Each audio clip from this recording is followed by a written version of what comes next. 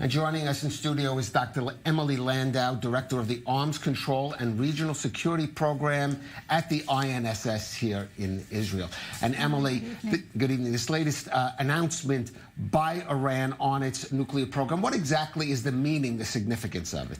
Well, it's a continuation of what we've been hearing over the past weeks. First, there was the threat that they would increase the production of low-enriched uranium, the pace of production of low-enriched uranium.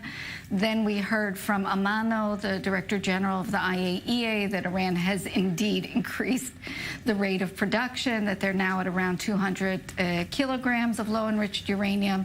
And now we're hearing that within 10 days they will actually reach the 300-kilogram limit, which was set by the JCPOA. If they exceed that limit, they will be in breach of the Iran nuclear deal. There's no other way to see that.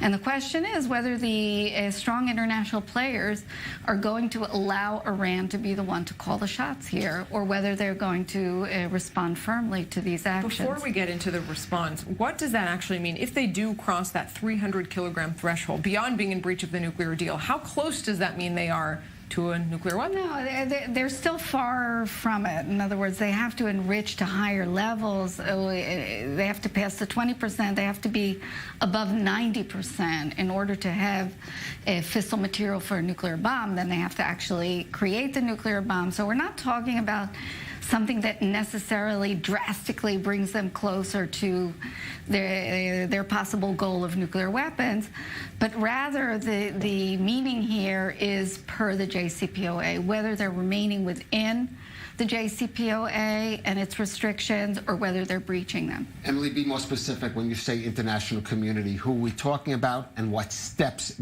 specifically do you want to see? Well, we're talking mainly about, obviously, the United States, the European powers.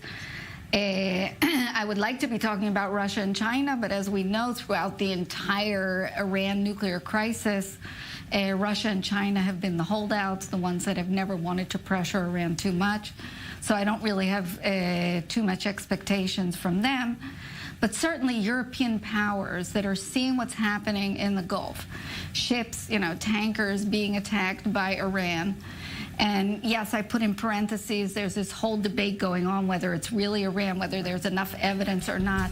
I think it's pretty clear that Iran is behind these attacks. Dr. Emily Landau, let's just pause this for Emily Landau, the Director of the Arms Control and Regional Security Program at the INSS. Emily, just before the break, you were talking about the reaction that you think needs to happen, a sort of unity towards Iran. Also addressing this over the weekend, Secretary of State Mike Pompeo. This is what he had to say on Fox News.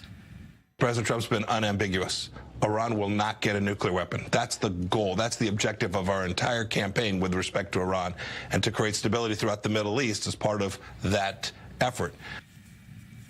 And Emily, as you said before the break, you said you want to see Europe have that kind of reaction. But in terms of actions, what do you want them to do? Just declare an end to this Iran nuclear agreement and perhaps join the U.S. in much tougher sanctions on Iran? Well, I think certainly the major rift that we've seen that's been a problem for Trump's maximum pressure strategy has been between European powers and the Trump administration. So I think it would be a good message from Europe, first of all, to say, that they also find Iran's actions to be unacceptable, what Iran is doing in the Gulf, what Iran is doing in the nuclear realm. They don't necessarily have to stand shoulder to shoulder with the Trump administration, but to stop undermining the sanctions regime, to go along with that. I'm not saying they necessarily have to announce that they're leaving the nuclear deal, but to show more unity so that Iran understands that it's up against a more unified international community or international community of powers that matter on this issue, and that they can't, continue trying to divide and conquer with regard to European states and the United States. So even that message would be tremendously important. Emily, you have been a close follower for years, way before anybody heard of the Iran nuclear deal, of the sanctions regimes on Iran and the development of the nuclear program, especially now when we see that that is the tactic the White House is taking, step up the sanctions. Are they effective? What kind of impact are they having at this point? Is it enough to reach the goals that you're talking about? First of all, we have to remember we're at a very late stage. After many mistakes have been made, lots of time has gone by, lots of time was wasted, and Iran was advancing its program all the time. So it's hard, you know, when we're in the in the last stage to expect that everything is going to work exactly the way we want. But pressure has proven empirically to be the only thing that has had an impact on Iran's decision-making in the nuclear realm.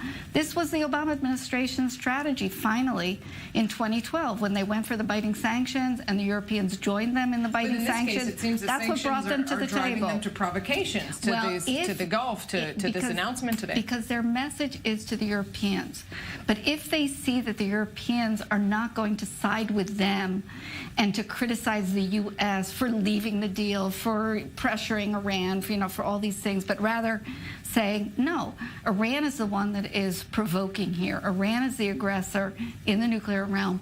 And with regard to regional activities, I think the pressure campaign would have a better chance. A better chance. Emily, is it your estimation that Iran would not cross that red line, produce a weapon-level uranium that could trigger at least a U.S. military response? If they go to above 90%, the Iranians are playing with fire, and they could definitely be facing a U.S. military attack. I mean, if they actually go above 90%, and we're talking about fissile material, that's not what they're talking about yet. But I'm asking if you said they would cross that line. The 90% line, I think they would be wary of doing so. It would not be a smart move for the Iranians. As I said, they would be playing with fire, and they could find themselves up against a very strong U.S. reaction. All right, really interesting about the messaging to Europe in this case. Dr. Emily Landau, pleasure to have you with us. Thank you. As always, let's keep